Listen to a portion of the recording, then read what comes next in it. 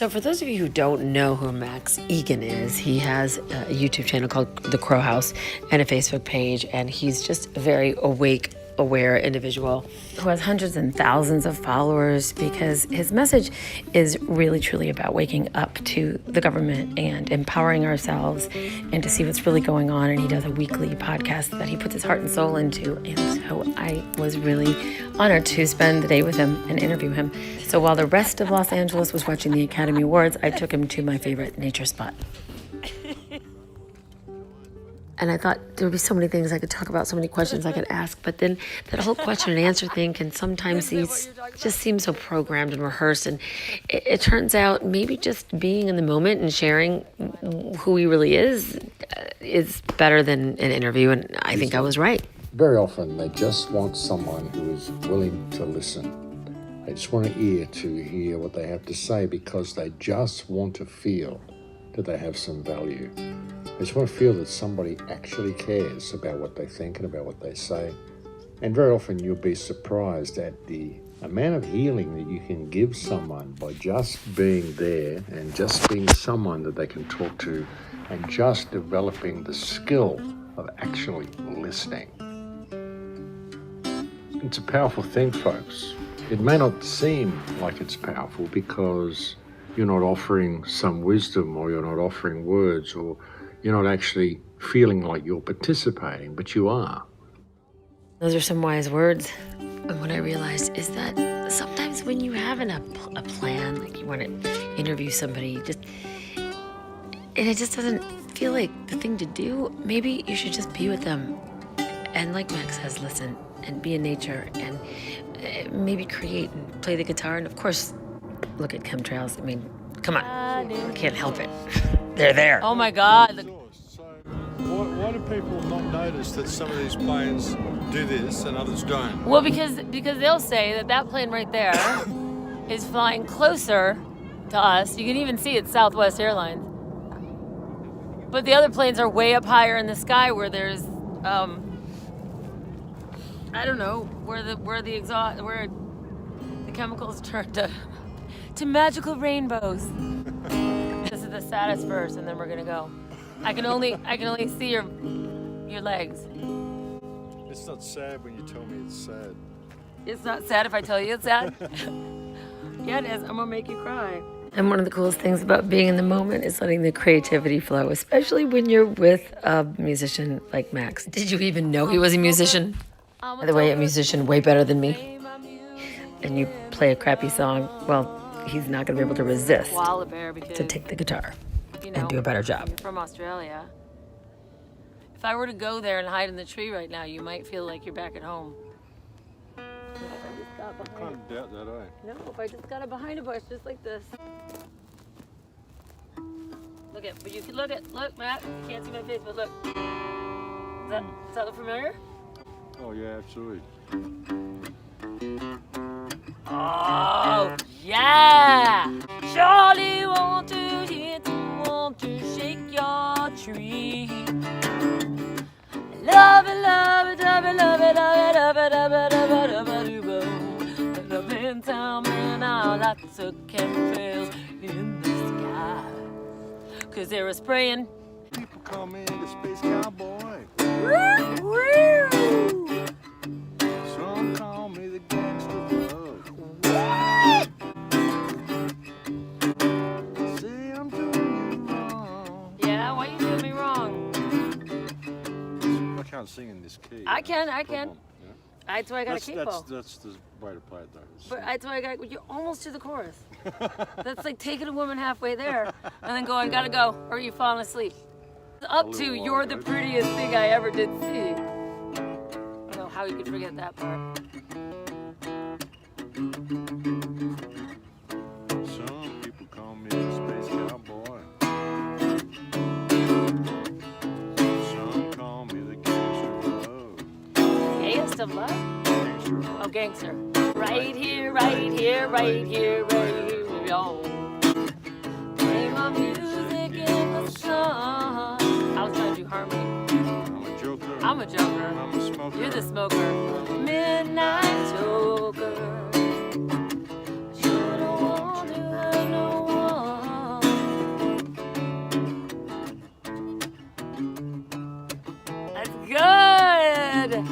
prettiest thing I ever did see. They want the peaches, wanna shake your tree. Love it, love it, love it, love it, love it, love it.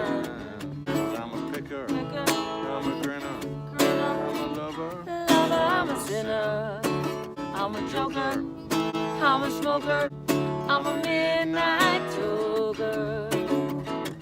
Sure don't want to hurt no one. Oh, we both did her.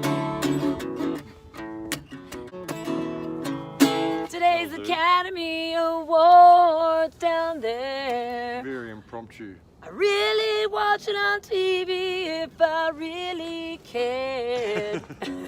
That was impromptu. Try to commit to the part. Put this to my lips. But koalas don't smoke. They don't smoke. Neither do I. Remember that. One of the things that Max said that he's never done is take guitar lessons, because he says it's more of a feeling and a sense of the music inside, and that you gotta get inside of the note and you play it from your heart and you play it from within. And I think that's probably one of the best pieces of advice any of us can take, is that there's no point in doing anything if it's just regurgitating knowledge that we've memorized and are spitting back. It's about feeling it and having it come from within, and who knows what our capabilities are if we can actually access our heart and put that into music or writing or poetry or laughter or anything, really. And I think that we can focus so much on the powers that are obviously above us that we don't have any control over. But the one thing that we do have control over that nobody can take away is friendship. They can't take away our creativity. They can't take away our heart and our soul. They can't take that away. And they're not taking it away from Max anytime soon, I can tell you that. As well, life is an emotional mirror. It really is. And a lot of people ask me how I'm able to do what I do and how I get away with doing what I do and how I've been able to do it for so long and how I'm able to just kind of bounce around the place the way I do with no real plans. And it's because it's an emotional mirror, folks. I mean, I have this saying, if you throw yourself to the wind, you can ride it. And it's true, you can. And as I explained in my old film that I put out, I think in 2012, called The Awakening, there's a language going on all the time. There's a language going on, an emotional language, the language of consciousness, the language of feeling and emotion. You're having a conversation, an energetic conversation with the universe around you, the surrounding field. Every moment of every day you're having this conversation, and it's an energetic mirror, and it will mirror back to you the emotional state that you're in. You find that people who are in fear of having their YouTube channels deleted very often get their YouTube channels deleted. People who are in fear of being pulled up by the police very often get pulled up by the police. People who are always stressed out about being short of money always end up in a position where they have no money, because it's a mirror. The universe will give you back the emotional energy that you're putting into it. This is one of the reasons I like to keep people in so much fear and tension and turmoil and what the chaos is all about, because if people are in that emotional state, then that is what reality is going to mirror back to them, so their lives are going to stay chaotic. You can reprogram yourself, you can reprogram the way you think, and a big part of it is understanding and realizing that this conversation is actually going on all the time. Your heart is simply an electromagnetic generator. That's what it does. Your heart is the power source of your body, not only because it pumps the blood around your body, but also because it creates the electromagnetic field that your body needs for you to exist. And this is the way it works. And when you really begin to look into it and look into it really deeply, you begin to realize that this electromagnetic field that your heart is generating, this energy, is in fact a language. And it's the language of feeling and emotion, the language of electromagnetism, and it is the main way that you are communicating with the energetic field around you. The problem is that many people simply don't know this conversation is going on. You know, many people don't take it into account, even when they're having trouble with their lives and they're trying to fix themselves up and get positive about something or create something good in their lives or create some direction for themselves or find something positive, they very often don't take into account the energetic conversation that they're having. You know, what is their deepest intentions in what they're doing? You know, is what they're doing, are they doing it for profit, for self-service, or, you know, what are they doing? What is your real motivation in why you do what you do? You know, the concept of Dharma, finding your right place in the mesh, you know, so that all the wheels of creation all mesh together and you're walking on your perfect path so that life just unfolds before you. This is what Dharma is, and you do that. You achieve your path of Dharma by doing the right thing in the right way at the right time for the right reason, and always following the one law of creation, which is unconditional love and service to creation. So there was never an interview. There was just conversation after conversation of enlightenment and discovery and self-discovery, and realizing that the more time you spend with somebody that works on themselves and has an ability and a desire to waken people up, the more you realize and uncover the genius within that person in his own right, as Max is, in his guitar playing, in his ability to wake people up, in his authenticity and his rawness in life, and his ability to trust the universe from going from place to place. And I used snippets in this video of some of my favorite words of Max, but what I don't think he knows, and maybe most of us don't know, is that he is a true artist. I've seen them here in LA. I've seen fake ones and I've seen real ones, and he truly is an artist in the sense that he lives his truth, and his creativity seeps out from him in a very true way that is undeniable. And I'm just going to end it at this, one of my favorite quotes about artists. We all have genius inside of us. Look, whether you believe it or not, everyone is a genius. But if you judge a fish by its ability to climb a tree, it will live its whole life believing it is stupid. All I have to say is, I hope that my work is about finding and growing my genius and other people's genius, at least inspiring them to find their own, because I do believe everyone has it, and it's just about uncovering it.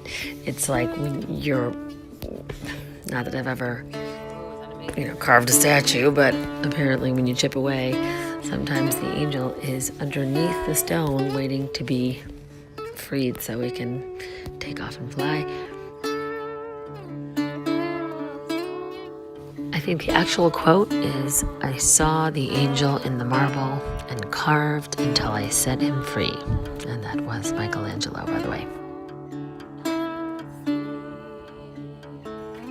If you know anything about the Crow House and Max Igan, you know you're going to talk about the smart grid, which he enlightened me is not so smart. In fact, the main definition of smart has to do with the cause of a sharp stinging or pain, like something smarts, which makes me feel better about math, because math really does hurt me personally, because I just can't do it. But then after that discussion, how can we go through an actual tunnel and not discuss CERN and the particle accelerator? And I think maybe I enlightened him on my own personal experiment with this one. Particle accelerator right here. Look at the atom is spinning. I have the particle accelerator turned on. Okay, this is it. We're going through the tunnel. Amazing grace, how sweet the sound. Not as very good as acoustics as it is in my apartment. You're not a well woman, Rachel. What? You're not a well woman. I'm not a well woman. You're not well. Oh, I'm not well. I thought a well woman was like an Australian phrase or something, like, oh, she's not a well woman. You're the women we send to get the water from the well. Yeah, that's about going to be my job next month. If they're hiring, I'll go fetch water for someone. That's the only reason we keep women in Australia, just to get water from the wells. To get water from the wells? So you're after a good well woman. So at the end of the day, who am I? Who are you? Who is Max? I guess it just makes me think of this quote from Jim Morrison And give up defining yourselves to yourself or to others. You won't die, you'll come to life. And don't be concerned with how others define you. When they define you, they're limiting themselves, so it's their problem. Whenever you interact with people, don't be there primarily as a function or a role, but as the field of conscious presence. You can only lose something that you have, but you cannot lose something that you are. And I thought it was kind of ironic that when I dropped Max off, he was staying at the same hotel that Jim Morrison stayed at for the last 10 years of his life, on and off. People still stay there in memory of him, and they have put so much graffiti in the rooms that the owners just stopped trying to stop it and just let it be a kind of a shrine. Because I guess we all, in some way, somehow, are geniuses leaving our mark. Figuratively or literally, either on the walls or, like Jim Morrison did, on the doors. So in closing, I realized Jim Morrison, who says whoever controls the media controls your mind, and only music can save us, worth repeating, and expose yourself to your deepest fear. After that, you are free. Well, all this stuff is what Max has said, and I've said, and many people have said. And the most important kind of freedom is to be what you are. You trade in your reality for a role. You trade in your sense for an act. You give up your ability to feel, and in exchange you put on a mask. There can't be any large-scale revolution until there's a personal revolution. You gotta look at yourself, basically. You gotta go inside. And I think I got more out of this non-interview with Max Igan than I would have sitting down and asking questions. Look, if you don't control your mind, someone else will. And a friend is someone who gives you total freedom to be yourself, and especially to feel or not. Whatever you happen to be feeling at any moment is fine with them. And that's what real love is, allowing someone to just be. I think people resist freedom because they're afraid of the unknown, but it's kind of ironic, isn't it? Because the unknown is the only thing that's known, and that's really where our souls belong. I do like this one, this quote that he had. We live, we die, and death not ends it. These are all things I've thought about. Some of them I've said, some of them Max has said, some of them you've probably said. But the thing is, it is all inside of us. I guess my favorite quotes are, where's your will to be weird? Of course, also by Jim Morrison. And I can say this. Man, I tell you this, I don't know what's going to happen, but I do want to have Mike Kicks before this whole